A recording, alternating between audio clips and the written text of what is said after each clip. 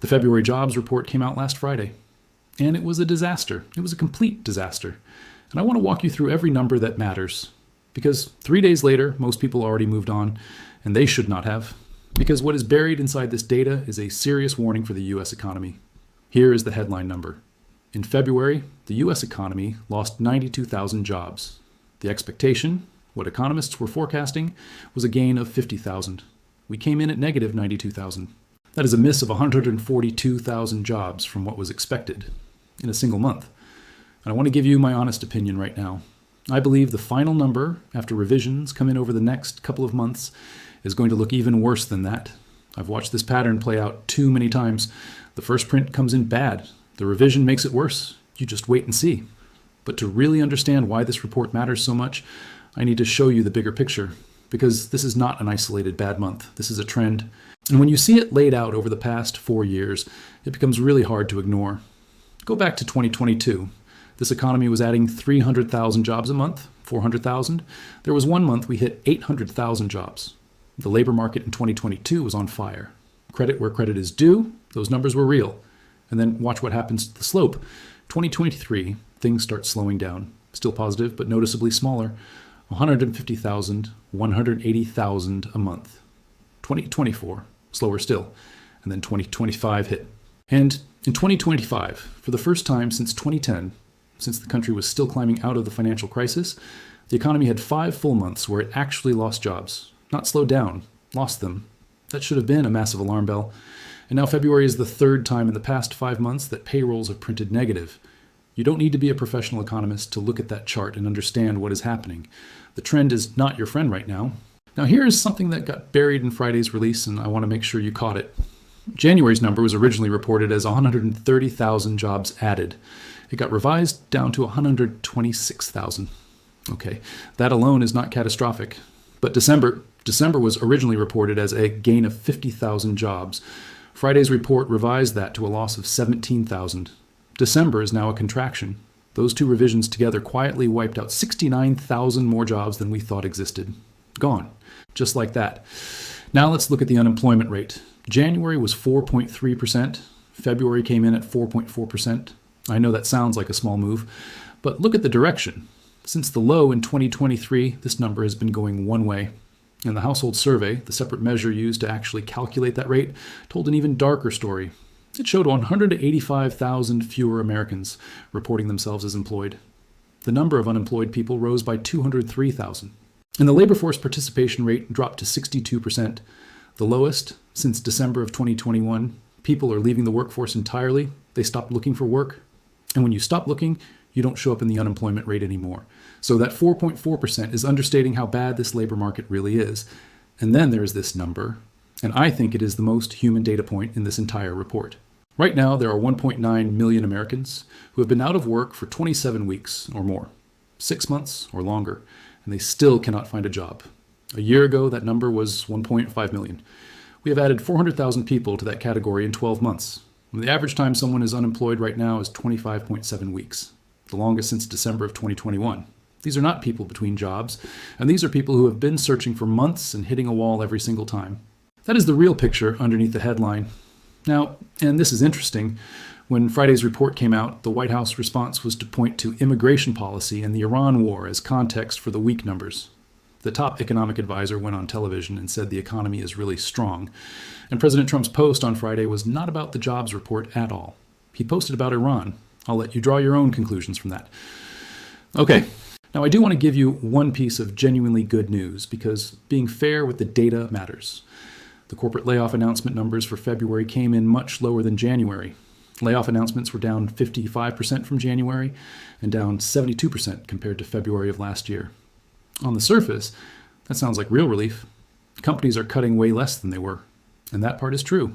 I'm not going to pretend it isn't, but, and this is where I need you to stay with me, hiring plans for the year so far are down 56% compared to the same period last year. So companies have mostly stopped the big layoff announcements, but they are also not creating new positions. You know what that looks like in practice? Somebody retires, somebody quits, and that seat stays empty. The work piles onto whoever is left, and the headcount quietly shrinks without making headlines. The labor market right now is not in free fall. It is in a freeze. And a frozen labor market, over time, is its own kind of disaster. It just moves more quietly. So which sectors are actually driving these cuts? Let me give you the breakdown. Tech is still leading. In February alone, tech companies announced 11,039 job cuts, bringing the 2026 year-to-date total to 33,330. That is up 51% over the same period last year. The pressures are layered: the aggressive pivot to AI, regulatory headwinds globally, a slowdown in digital advertising tied to economic uncertainty, higher costs to access capital. Companies are making hard calls. Workers are absorbing the consequences. Education came in second with 5,117 job cuts in February, up 96% from the same period last year. When school districts are cutting at that rate, it tells you something real about the fiscal pressure the public sector is under right now. Enrollment dropping in cities, federal funding tightening, costs going up. Something has to give. Industrial manufacturing announced 4,109 cuts in February, up 143% year over year. And I want to point this out because I think it matters. One of the central promises behind the tariff agenda was reviving U.S. manufacturing, bringing jobs back, rebuilding the industrial base. And right now, since January 2025, the manufacturing sector has lost 100,000 jobs. The narrative and the data are not matching up. And then transportation. Year to date, transportation has announced 31,702 job cuts, up 892% compared to the same point last year. 872%. That is not a rounding error. That is a sector under severe stress. And I will explain exactly why in just a minute.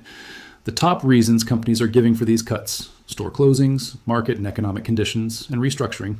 Those aren't random. Those are companies telling you straight up. Demand is softer, the outlook is uncertain, and we are cutting fixed costs wherever we can. Now I need to talk about something that got treated as a footnote in most of the weekend coverage. Mentioned once, then everyone moved on. And I don't think you should move on from this. Because when you look at the trend line, it is genuinely alarming. Artificial intelligence. In February, AI was explicitly cited as the reason for 10% of all corporate layoff announcements. 4,680 jobs in a single month, where a company said on the record, "We are eliminating these positions because of AI."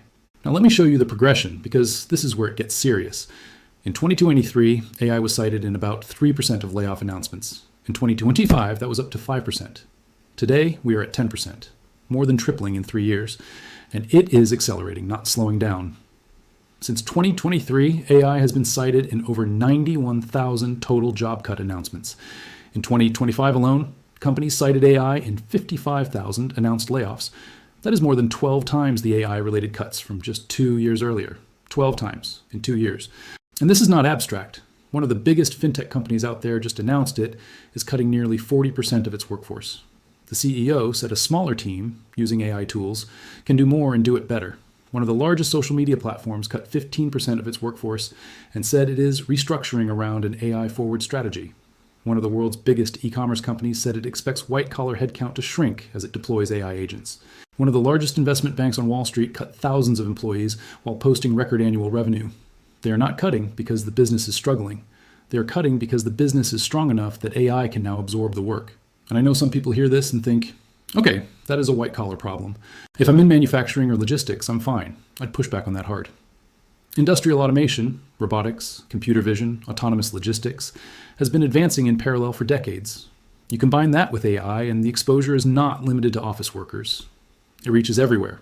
10% right now, 5% in 2025, 3% in 2023. Ask yourself where that number sits in 2028. Now I want to zoom all the way out, because there are three forces converging right now that, when you connect them, paint a very uncomfortable picture for the next 6 to 12 months. The first force is federal government employment. The data shows the federal government lost another 10,000 jobs in February. But the full context is this. Since October of 2024, the federal government has eliminated 330,000 positions. That is 11% of the entire federal workforce in roughly 17 months.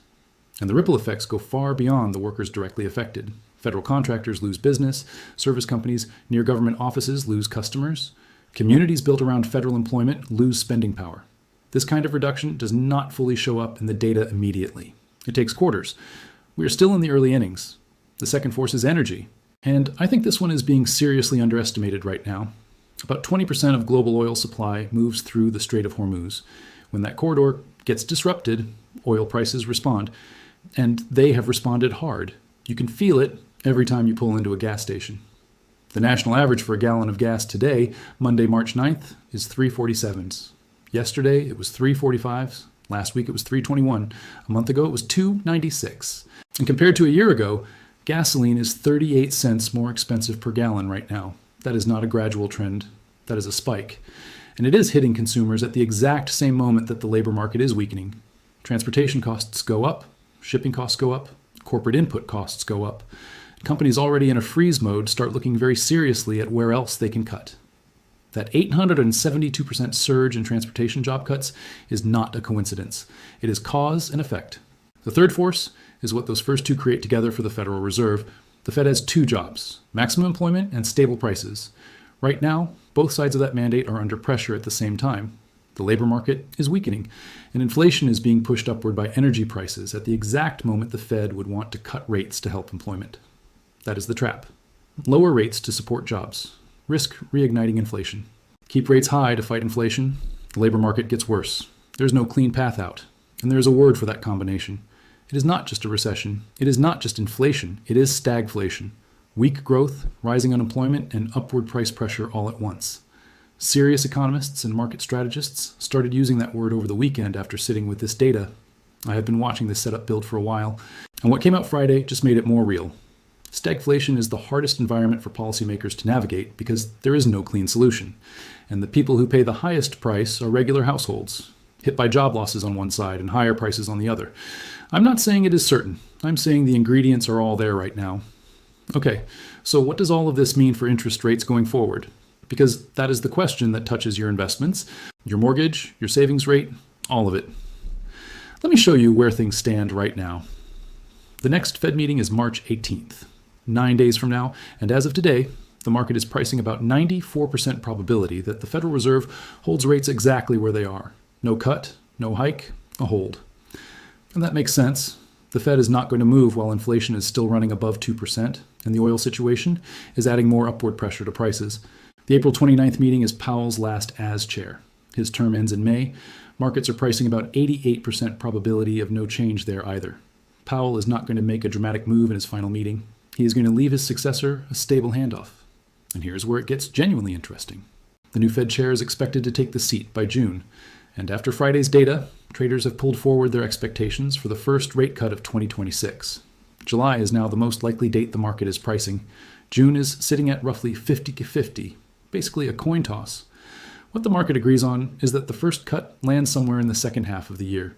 The question is just how early. Here is my honest take. Here is what I actually believe is going to happen. I think the new Fed chair cuts rates, and I think the justification will be the labor market, not inflation. Here is the reasoning. Unemployment is at 4.4% and trending up. Long-term unemployment is rising, 3 negative payroll months in 5. The employment side of the dual mandate is deteriorating fast enough that there will be real pressure to act. My bet is that the new chair frames whatever inflation we are dealing with as temporary, supply-driven, oil-driven, and uses the weakening labor numbers as the real justification to move. I've seen this playbook before. The language shifts first, and then the rate cut follows. Could I be wrong? Absolutely. The CPI report comes out on March 11th. That is 2 days from now. If it comes in really hot, the math changes. If the Strait of Hormuz situation escalates and oil stays elevated for months, cutting rates becomes politically and economically much harder to justify. So those are the two variables I am watching the closest right now. Look, I've been in a more defensive posture in my own positioning because of this setup. Friday's data confirmed what I was already seeing building. I'm not telling you what to do with your money. Only you know your situation, your timeline, your risk tolerance. But I am telling you this is not the moment for complacency. The trend is real. The signals are real. Drop a comment below. Tell me what you think is going to happen with the Fed, what questions you want me to dig into next. I read every single comment, and your questions drive what I cover. And if you are not yet subscribed to Finance Deciphered, what are you waiting for? Hit subscribe, hit the bell. Because by the time something becomes obvious to everyone, it is already priced in. You want to be ahead of that, not behind it. The data is telling you something. Make sure you are listening.